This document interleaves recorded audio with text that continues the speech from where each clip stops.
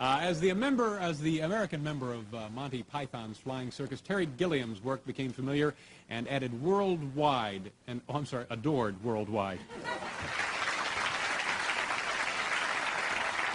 On his own, Mr. Gilliam has produced, directed, and co-written a marvelous fantasy entitled Time Bandits, a wonderful film. Please welcome Mr. Terry Gilliam.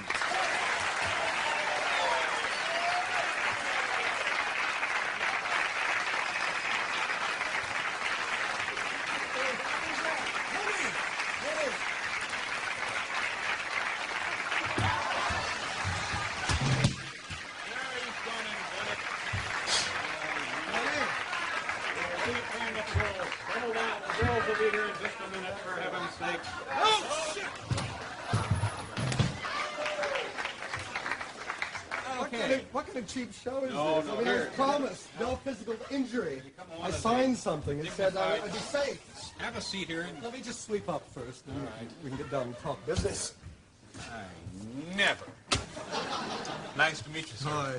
First of all, before we get rolling here, I really enjoyed your film. I thought it was terrific, Time Bandits. Thank you. I liked it for about 9 different reasons. It was very. I thought you were going to say 9 different minutes. No.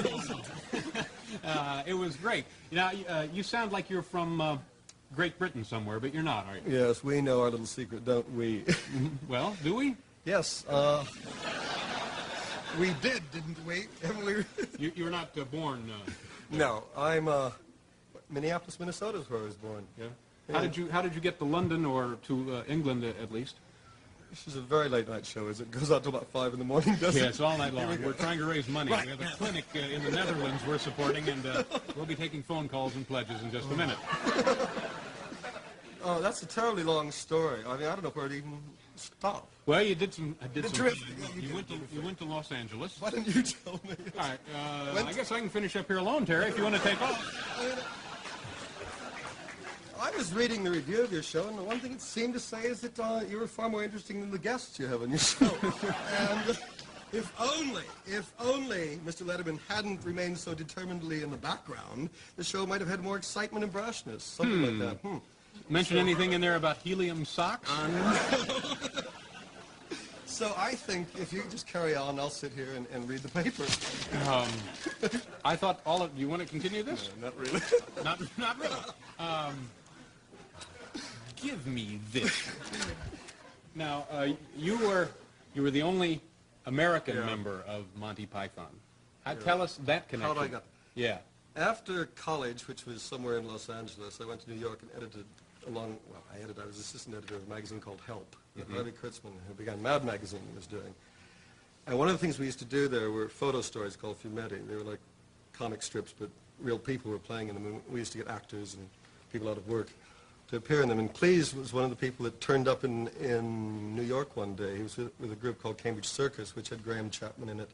It was the Footlights Review from Cambridge, and I got John to appear in one of these things. So years later, at about 50, I think I was about 54 at the time when I went to London, John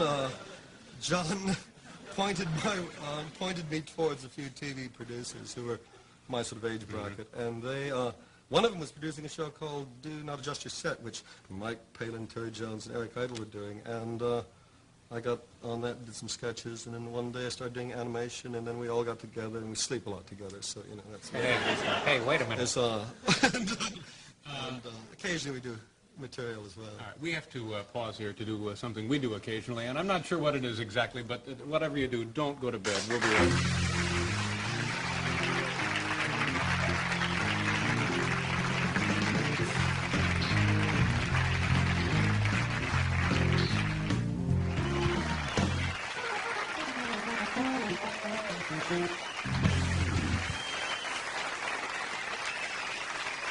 Thank you. Another commercial-free half-hour of rock and roll from Paul Schaefer, and Terry Gilliam is with us as we, well, you know, because you've been watching. And now, when Monty Python was first produced, it was not, when it came to the United States, everyone in this country was under the impression that it was a huge success in Great Britain. Was that the case? Yeah, I think so. I mean, That's funny, nobody's ever asked me that before. I never had to think about this. Originally when it came out, the first 4 shows were very, very odd because the BBC kept trying to hide them on the airwaves somewhere. So they turned up on different nights at different times, usually very late. This was not the show they thought that they had commissioned. No, they thought they had a rather jolly, satirical type show with sort of well-dressed people behaving reasonably well. And they pulled us off after the 4th show and replaced us with the International Horse of the Year show, which almost reached America and became the huge success that Palin did. But, fortunately for us, it didn't work that way, and enough people seemed to be screaming for it that they put it back on the air. And then it built rather rapidly, pretty much the way it did in the States, but the States was really about 4 or 5 years later. Did you guys make a lot of dough on that? No. Yeah. But here's something that... big bucks. Yeah, you're looking at property in Cuba here. Tell us about the bit of the film we're going to see, if you can, Terry. This is Time Bandits. The beginning of the film is about a boy living with his rather crass, consumer-conscious parents who pay very little attention to him. One night he goes to bed. After being badgered by his parents, he goes up to his bedroom and turns out the lights, and things like this start happening. So this is the first real bit of fantasy in the film. This is what wakes the audience up the first okay. time. Yeah. Watch the monitors, or if you're at home, as we say, the TVs will be. Terry Gilliam, man responsible for Time Bandits. Just quickly here, throughout the film, the parents are portrayed as kind of jerks, aren't they? Yeah, I mean, it's really a kid's fantasy come true. I think we've all felt this about our parents. It's terrific. Doing quite well. Thank you for being here. I appreciate it. We will be back with a report from George Miller's room.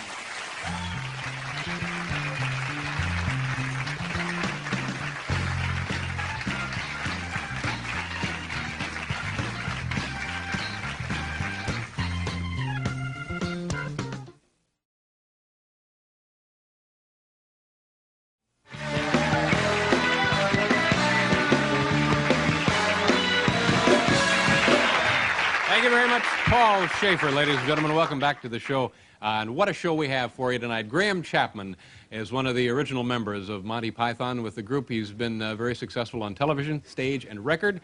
He's authored several books, including an autobiography called The Liar's Autobiography. And he starred in such films as Monty Python and the Holy Grail, Monty Python's Life of Brian. While most Americans are familiar with his work, not many are aware of the fascinating life this gentleman has led heretofore. Please welcome Graham Chapman.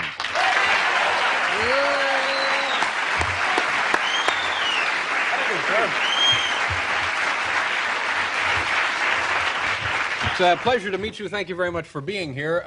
In the introduction there, I alluded to a fascinating life. Oh, thank you. Is that? Do you consider yourself to have led a fascinating life? Unusual, I think, probably. Yes. In what regard? Well, perhaps I just admit it. You know, all the filthy things I've done. What strikes you as being unusual and filthy? Let's get right to it. This is exciting. No, I think I'd rather not. No, it's all in my past, really, and no, we don't rake over those ashes again, I don't think, do we, really? Well, it's up to you, certainly. No, I'd rather not. What do you think? You want to hear the dirty, filthy stuff? Really? Certainly is a sensitive group, isn't it? Oh, okay. Well, if they really want that. Well, yeah. I was once on a show rather like this in England, and actually got some rather amazing mail from it, including a very, very angry letter from a lady in Scotland. And I'd been talking on this show a little bit about gay liberation, you know. And this lady wrote a very, very angry letter to the Python office, saying that this person, who claimed to be a homosexual, apparently, didn't give his own name, didn't have the courage to do that, which was a lie. Actually, my name was on the credits at the end. I was introduced as Graham Chapman. Fine. But never mind. This extremely angry letter said that I deserved eternal fire and damnation from this particular moment. Brimstone the lot, you know. But Eric wrote a letter back to her saying, we found out which one it was and we've killed him. Taking care of him.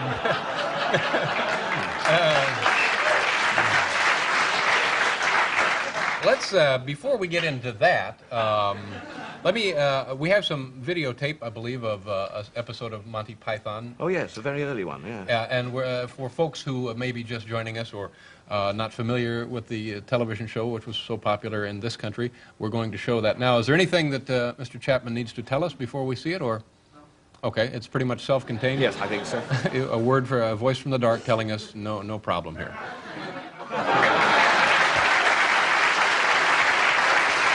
That was, you said that from an early episode? Right, 1969, I think. When the series was originally produced in your home country, it was not the runaway hit of the decade, was it? Or was it?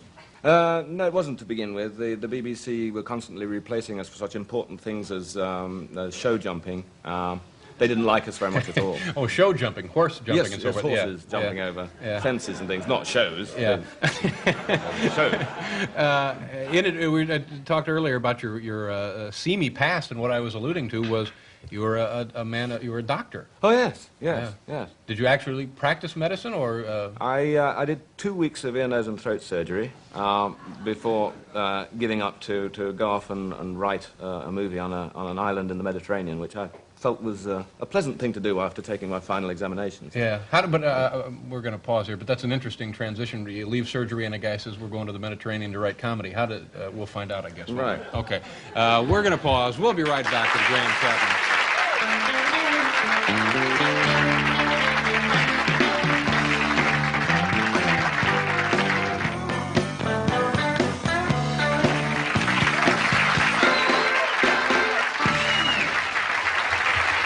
Welcome back to the show. Graham Chapman is here, and you. Well, we were watching the videotape there. You mentioned something. Had a theory about accents that you wanted to bring up. Yes, it's something that's only just cropped up, and that is there's a geographical connection between accent and. Well, look, that's it, really. But it's that, for instance, in a place like Australia, which is huge and not too many people there, and it's very hot. People can really talk wide, loud like that. They can say what they feel like because there's plenty of space. My God, it's a huge country and you can spread your mouth out wide like that. Whereas you say to New York, there's an accent that I once heard, and I think I attributed it really to the system of heating in the building. It became rather nasal. A lady said to her friend, Ethel, do you think I sound nasal? And her friend said, oh, no, you don't sound nasal at all! It was extraordinary. Then, of course, you go to England, where it's getting colder, and people don't open their mouths very much because it's frightfully cold, and it could get at your cavities, you see. So you talk with a very stiff upper lip. And then in Scotland, where it's extremely cold and a lot windier, people have to keep their mouths really tightly closed like that, because otherwise the wind will get straight in and blow your teeth out, And going even further north and getting even colder, in Sweden, say, for instance, they hardly open their mouths at all. Just a theory. Yeah, it's a fascinating theory, indeed.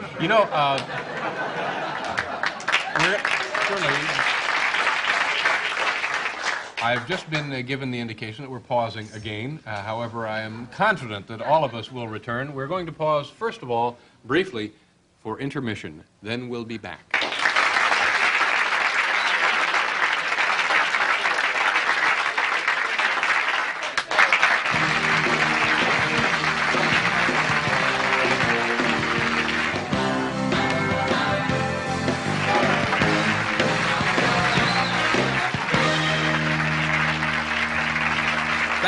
Thank you, and good heavens, we're back at last. Graham Chapman is with us. Coming up later in the show, the historic telecast of '82, they're calling it already.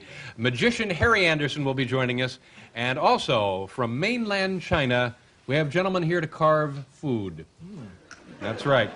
Now, Mr. If you would like to applaud that, feel free.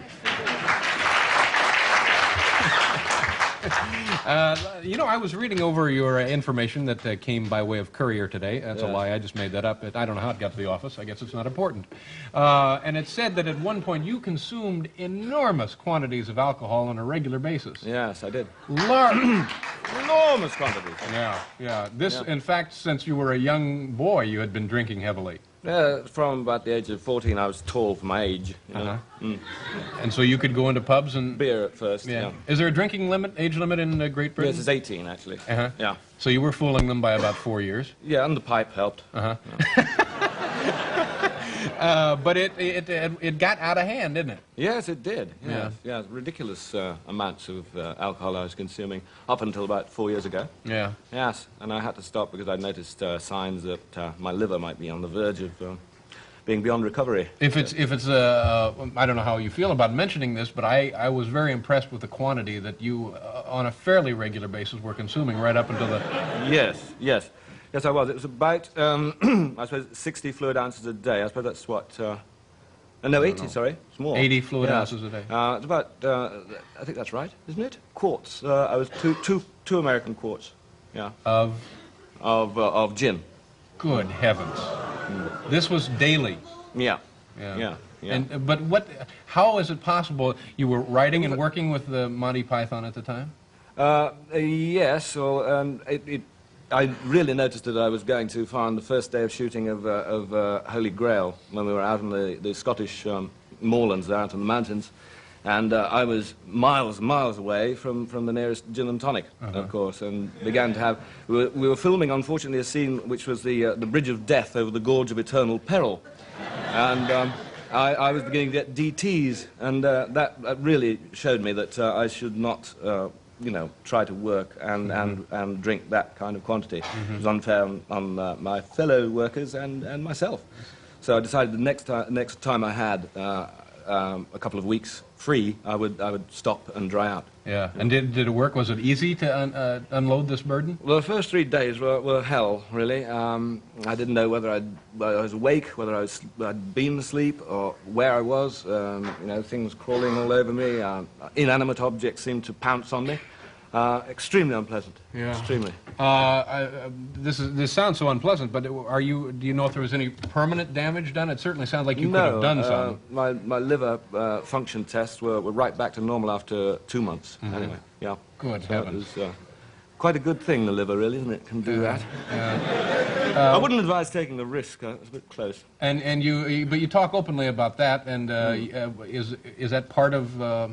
Why do you talk openly about that? Well, because it is possible and relatively easy to stop once you've actually decided. The only difficult thing is to decide that you are permanently not going to drink alcohol. Once you've made that decision and mean it, then the rest isn't so difficult. Yeah. So you think that it was just a victim of you being around it at an early age? Yes, and I enjoyed it. I mean, I got into some extraordinary situations because of it. But I'm trying to fathom what 2.5 bottles of gin would do to a person. I mean, that can't be an enjoyable feeling, like you get a couple of drinks before dinner. I mean... Well, you need... I think the sort of tolerance stretches to about 2.5 times. So I would need 2.5 times as much drink to get me as drunk as the next person, sort of thing. Good heavens. At that stage. Also, the other thing that you mentioned earlier about the fact that you're a homosexual... And well, I'm a heterosexual as well. I have to point that out. Well, now I'm confused. Yeah, well, so am I. Imagine how I feel. Now, how does that work exactly? Well, I don't exactly alternate, but it's just a question of what you feel like and who you're with at the time, really. Isn't it? Well, I don't know. Maybe I've got the wrong set of notes here. But now, was just... I think it's about 75%, 25%. 75, 25... Favoring male, usually. I see. Yeah. But now, how did your family and friends react to this? I imagine the drinking was probably easier for them to understand than this, huh? Yes, it was. They came to grips with the drinking much more easily, I think, than the other. Yeah. Yes. But... things are, I mean, it's rather better now than in those days, of course, because this is some time ago. Yeah. And now even the Church of England, I think, regards a homosexual as merely being handicapped.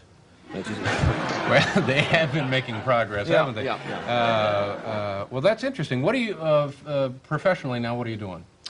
Well, we've got another Python movie coming out, which is a film of a live show we did a year ago at the Hollywood Bowl. That's Monty Python Live at the Hollywood Bowl. It's a reasonable title. The next a rather modestly titled film, which we're shooting in July, starting shooting in July. And that's the next real movie of ours, and that's going to be called Monty Python, The Meaning of Life. Good. I'm glad we'll get that cleared up for once and for all. Mr. Graham Chapman, ladies and gentlemen. Graham, thank you very much for being here. Comedian Harry Anderson will be joining us right after this.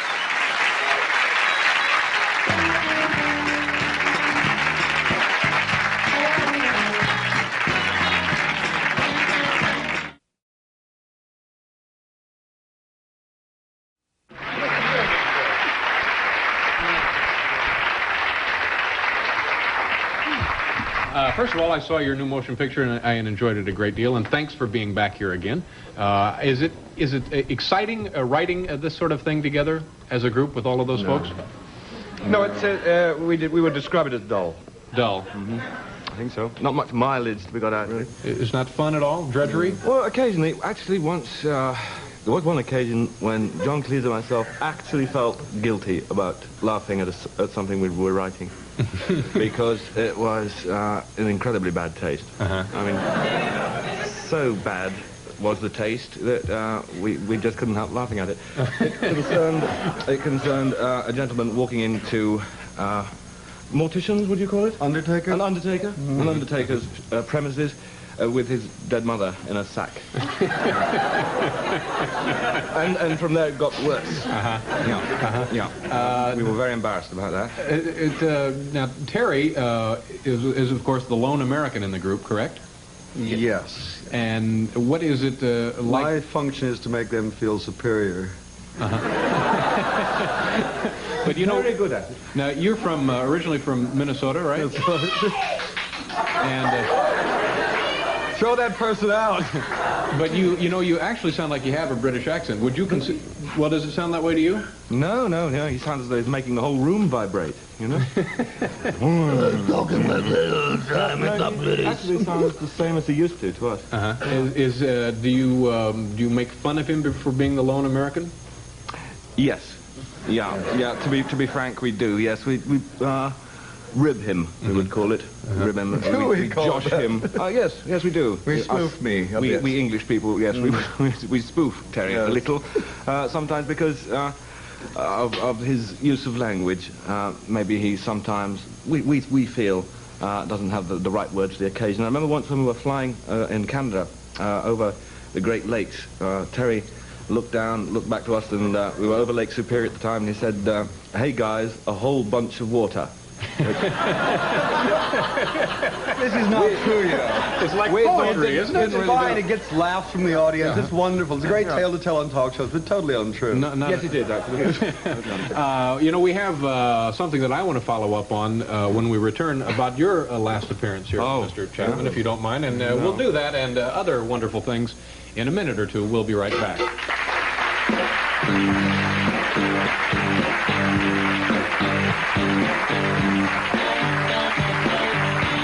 Boring lives, but Graham lives what we do on the screen for real, and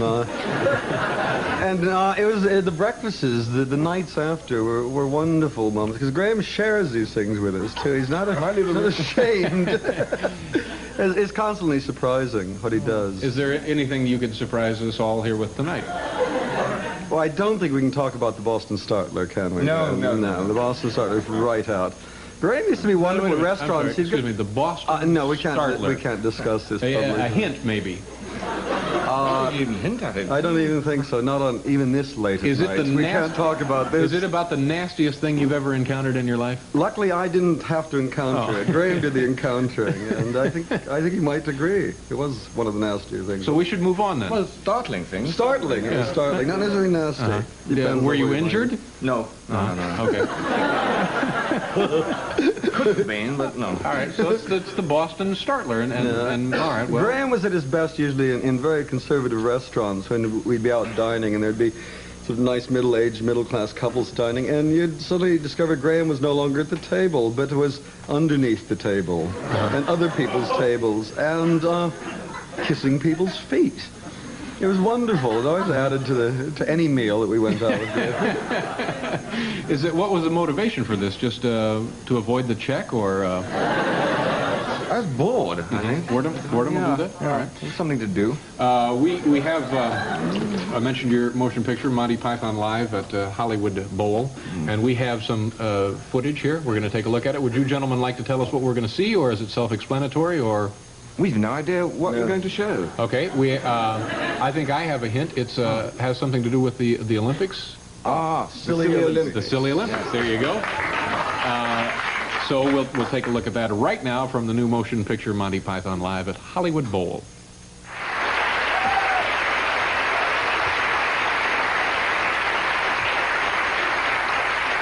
That was when you were performing this stuff in front of that audience. I noticed through the film or through the performance, the audience was making a lot of hooting noise. Mm. Woo! Yeah, a lot of that. Does that seem to be the laughter of the future?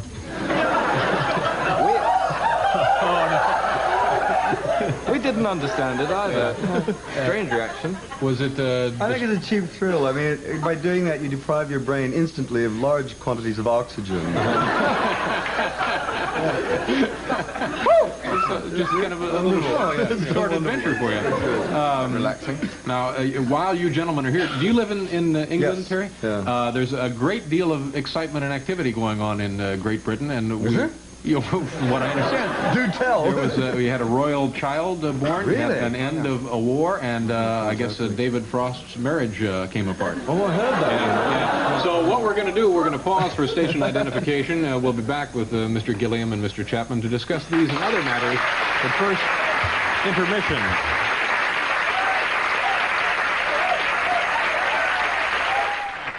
Graham Chapman, Terry Gilliam are here. Ted Nugent will be out a little bit later. We mentioned some things happening in Great Britain as a resident and a citizen of Great Britain. How have you been affected by the birth of the young royal child now?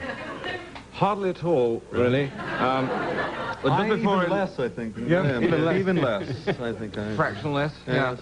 I then noticed just before we left, though, that the bookies were running books on the name, on the likely name. I think George was evens. That was favourite. Michael was 4-1, and Darren, would you believe, was 400 to 1. Darren, that's pretty high up the list, really. 400 to 1. Canute is more likely than that. Ethelred? Ethelbert, yes, something like that. There's a good chance of those. Yes. Where did Herb finish on that list? Did you see him? It's got to be higher than Darren. Yes. Are people there excited? It seems to me like this country just can't wait to slap a name on that kid. And how about the folks in I the think Great there's a Britain? strange thing going on in America. They seem to be absolutely obsessed with British royalty now. I mean, the French used to be like that, but the Americans have taken over that. I think you need a king here, I think. It's time may for have a one. monarchy. lying around. Now, did you guys, how did you feel about the royal family? Did you make fun of them or the Queen or? I felt indifferent to it. I think it's fair to say I was indifferent. Yeah. What exactly does she do? She's a very good businesswoman.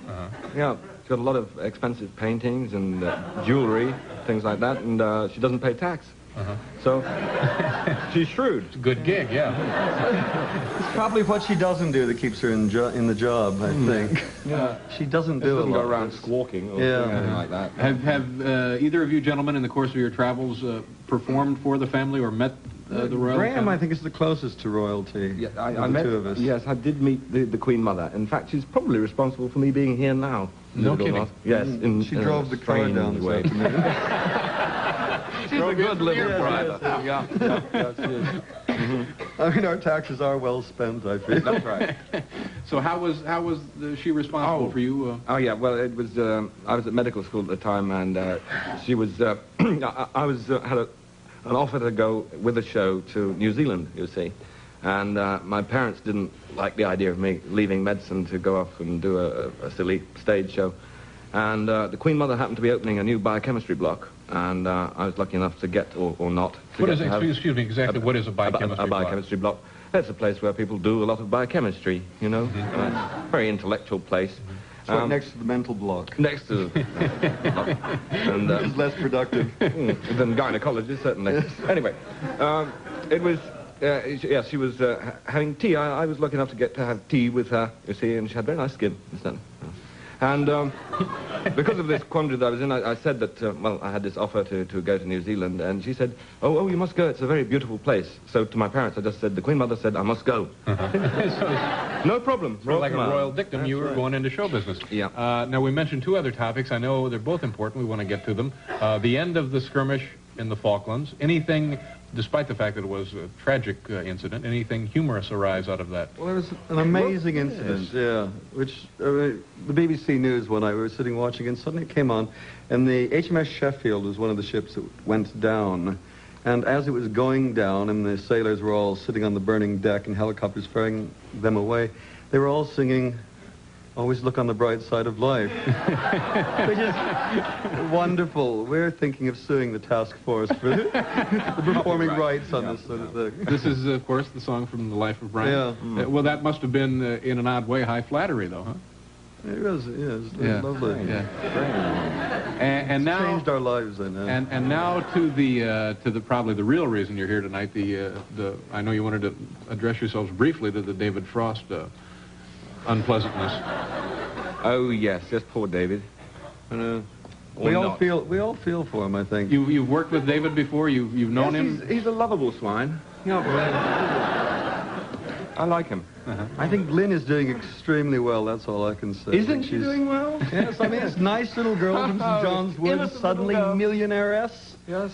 Several times over. I don't know who's marry next. Exactly. Luckily, we've got no money, so we're safe. We certainly know better than that. And you have another film, Jabberwocky? Oh, yes, Jabberwocky, which is a thing done a few years ago, and it's now rearing its ugly head again later in the summer.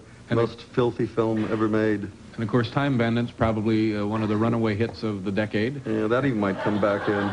And Monty Python Live at the Hollywood Bowl. It goes on. Thank you, gentlemen, for being here together this evening. Mr. Graham Chapman and, of course, Terry Gilliam. We'll be back with Ted Nugent.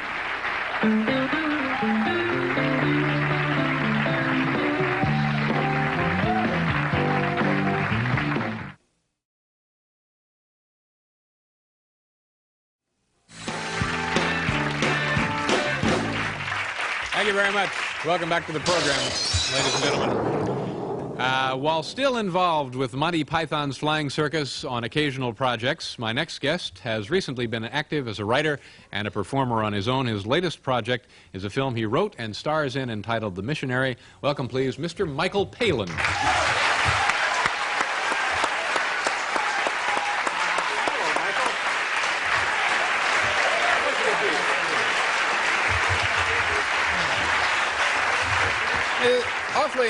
Awfully nice to meet you. It's very nice to be here. You have... I've known you from afar many times. Oh, it's awfully nice of you to say whether it's true or not. That's... Shall I? You have a packet of things there, huh? I'll put them down.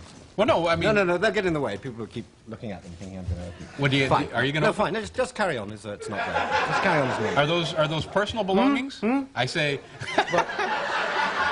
I don't know. You see, I may have to leave for England quicker than I thought, so I thought I'd bring the things...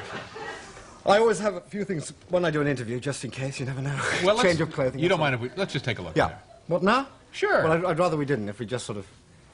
It may not be the right moment now. I thought we could leave it for, all right, for well, later on. You know best. See if people, sort of like build up the tension. Toiletries and so forth, and... Yeah. Yeah. All right. Yeah, toiletries, yeah. Not complete toiletries. Yeah, oh, no. It would be... Small. A small version of toiletries. Anyway, they're okay. All right. Do you have any lettuce? Lettuce? Lettuce, yeah. Geez, I don't... Lettuce. We can get some, certainly Yeah, get well, some. not for this segment. I mean, if am I on more than one segment, or...? Well, let's see how... Let's take them one at a time, Fine. okay? Good. That's usually the policy Yeah, here. if there's another segment, he'll need lettuce. Yeah, okay. Yeah. Oh, okay. The toiletries will need lettuce. Tell me about your movie, The Missionary. Yeah. I say... Yeah. The movie, The Missionary. Yeah, great. Getting... Terrific. Very, very... I enjoyed it a lot. Yeah. Well, I've seen 18 times in the last 2 weeks. Really? I'm sick of it. It's getting nice write-ups in this country, isn't it? Yeah. Actually, it's... You wrote it? What, the reviews? No. Yeah. Yes.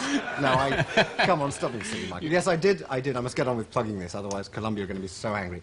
I wrote it. Well, now, wait a minute. This is not the only reason you came on the show. Let's establish that. No, You'd be here anyway, wouldn't you? Yeah. I came to bring the toiletries. Yeah. I was told this was the sort of show you could bring things on and you wouldn't get mocked. Now, I've never seen him as quiet as this. well, that's This good. is very quiet. Is that a indeed. good Yeah. sign or a bad sign? Calm before the storm. Oh. Could be very nasty. Here's the chair. What's it made of? Is it Hate to fairly lose the solid, little is it? fellow if it Nothing gets too edible hot in in it, here. yeah? No. So, now the Yeah. film, let's get back to you don't mind. Yeah, no. The name of the film, The missionary. what does yeah. that mean? Ah.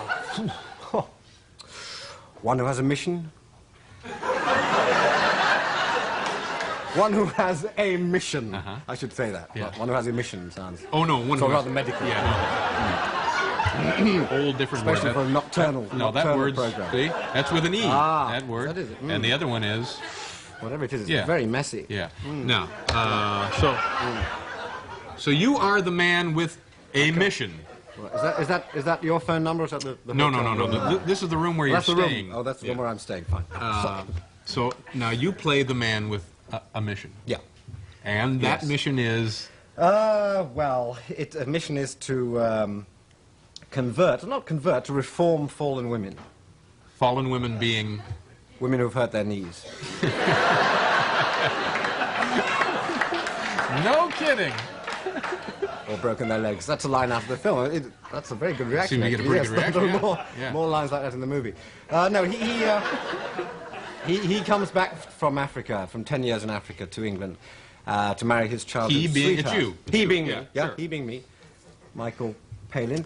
And he comes back and he is given this task of getting streetwalkers off the streets and into a mission.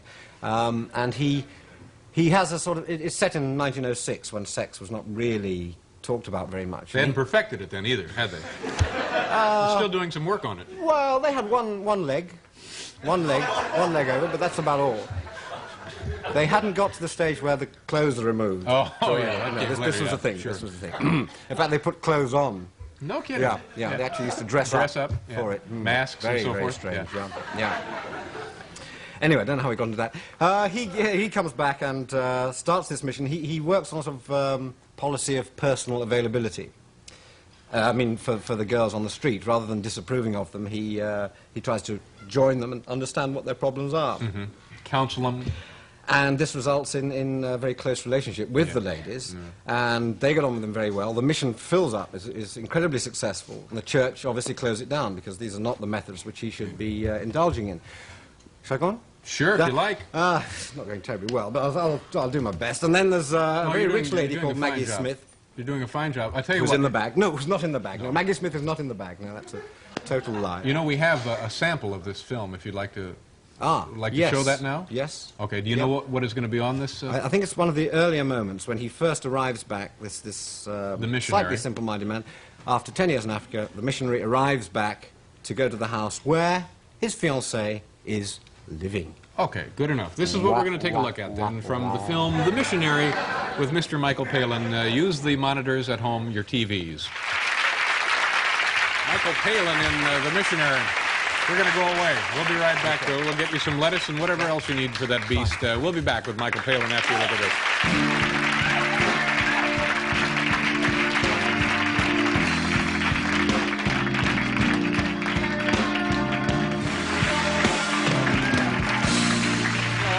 Welcome back to the program. Mr. Michael Palin is here. We just saw a scene from your motion picture, The Missionary. Where did you shoot this? All over the world in a studio? All over Any the of world. those? A travelling studio. We took all over the world. No, it was all shot on location in England and Scotland and Africa. It was a little bit in Africa. Very dangerous working there. How so? Well, I've never done comedy in Africa before, and apparently it's dangerous. It's highly dangerous.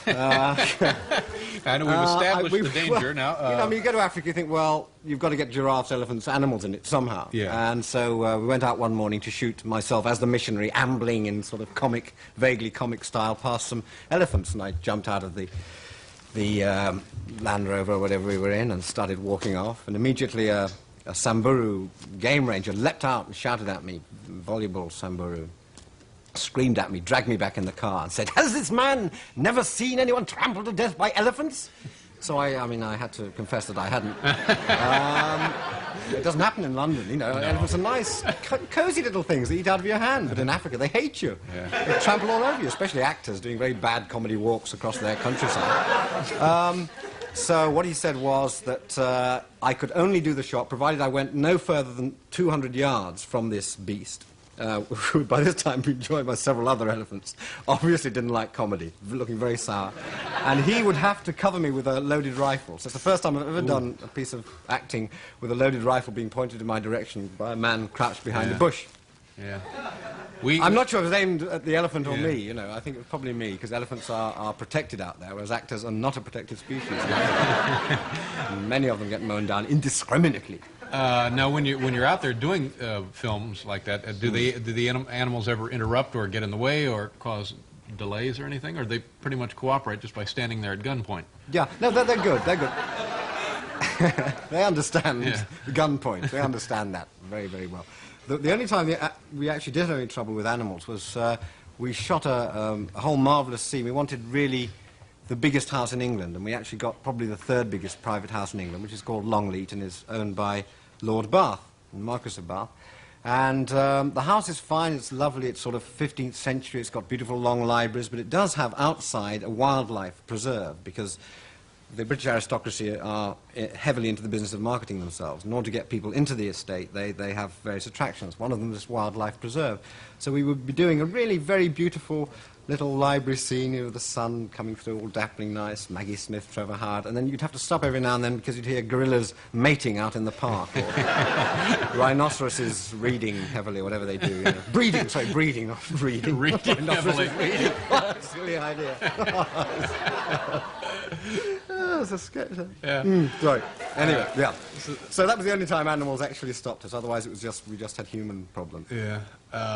You know, it's interesting to me, I guess as a side note, that this film was produced in part by George Harrison. Yeah, that's right. And this is his second, or he's participated in more than one, It's his third, actually. I mean, George saved us with The Life of Brian, was about to be financed by EMI, which is an English, one of the few remaining English companies who put money into films. And suddenly the manager of EMI actually caught sight of the script. Cancelled. You know, true to the spirit of British adventure and progress and experiment in the arts, he cancelled straight away. So we were left with a script, people about to go to Tunisia, start getting the sets ready, and no money. And Eric Idle was a friend of George Harrison's, talked to George and said, "We're desperate, can you lend us any money?" And I think George raised $4 million. He said, "Well, I'll give it to you because I want to see the movie." Yeah. He was able to do that in his position. So he then financed Time Bandits, which I wrote with Terry Gilliam, and it was a very entertaining film. Yeah, terrific. Yes, that was nice. It did better here than in England, actually. And also, this is other musicians have been involved in Monty Python projects heretofore, haven't they? In producing and so forth. Yeah. The very first movie, Holy Grail, was financed partly by. That guy up there. That guy up there, that's him, yeah. He used to be Led Zeppelin. No, Led Zeppelin and Pink Floyd both put in about sort of, well, £25,000–30,000 each. It was a lot in those days, lad. Oh, it's a lot now. Aye. Buy yourself a Dunkin' Donut in those days. That sort of money. You want to? Don't point. No, I'm sorry. Good heavens! Far be it from me to point at your bag. I have to have him on the knee now because it's getting a look. You want to have a look in? Let's please. I think we should. Okay. Okay, we'll have a look in the back. Need help there with a twist tie? Yeah, we've got time, haven't we? It's a long show. Is it sort of... Well, we're coming down to the fine. almost the end of the proceeding. There we are. I'd save these because they're very useful. But only you're packing your bags. Oh, yeah. You can't get enough Looks of those. Looks a bit tacky on Concorde, but you never know. Yes.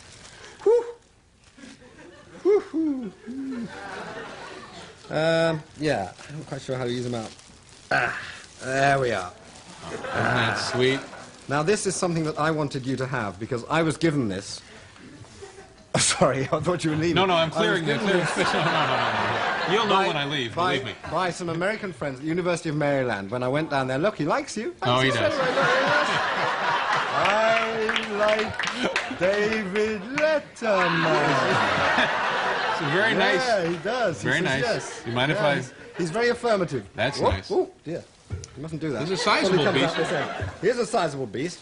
It says the size under here somewhere. I can't Easy. quite see it. Anyway, there's a little mark, but I would like you to have it. I was given this by the University of Maryland. It's called a testudo. A testudo. Yes, which is, you know, not something they use in medical experiments. It actually is a turtle, and I was given that, and I thought you might Well, like you know, it. his shell comes off. Look at this. Yeah. You can That's snap it lovely. right off. Oh, yeah. So you can have a... That's not the. That's it. It's not the case with the real turtles. I don't think they have the snap-on shell. No, they have a zip. It's a They have newer they have a development. zip fastener. This is very nice. Yeah. Now, are you But sure you can want have to it in part all with weathers. this? What? You want to part with this? Well, I mean, do you want it? Oh, sure. I know you must be given lots of things on the show. Your house is probably full of... It is. It's full of these things. things. No.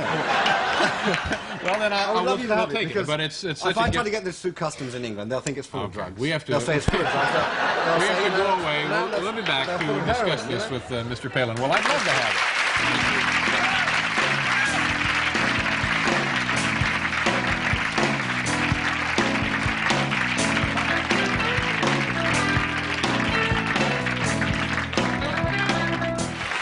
Hello, and welcome back to the show.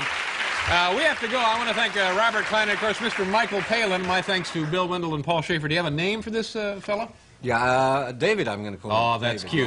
Isn't that Cute. nice? Very nice, Michael. They said that would go down Yeah. well. You know, Have a big nice small weekend, city, folks. you We'll see you know, Monday night. exactly. Henny Youngman will be here.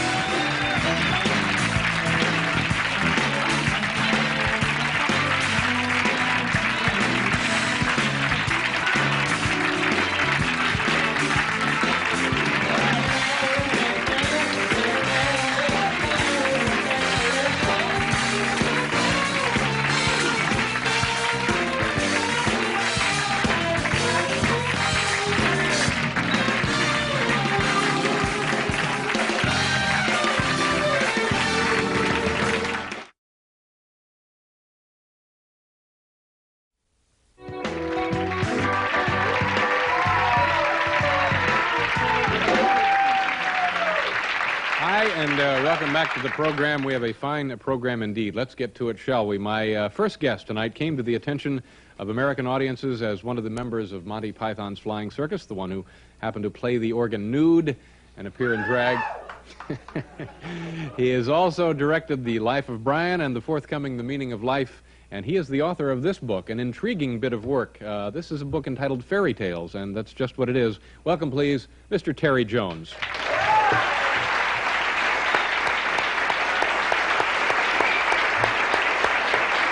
Terry, how are you? Nice to see you.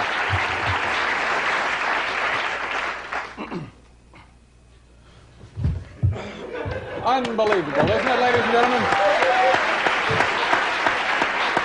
My heavens. Rolling over and waving my paw. Very nice. And now, peekaboo. Darned impressive. Any Darned impressive. stupid dog can do it, I can, eh? Let me, before we get into the meat of this, as they say, before they get into the meat of it, tell me about your experience flying from, was it London last night? Oh, London, yes. Gosh, it was last night, was it? Was it? I don't know. Yeah, well, we were just taken off. It was half an hour in the plane, leaving London Airport, you know, and suddenly this voice comes over, very calm, you know, English, suave captain's voice comes over and says, yeah, somebody just found a note in the men's room. Would whoever wrote it please come and have a word with me, please?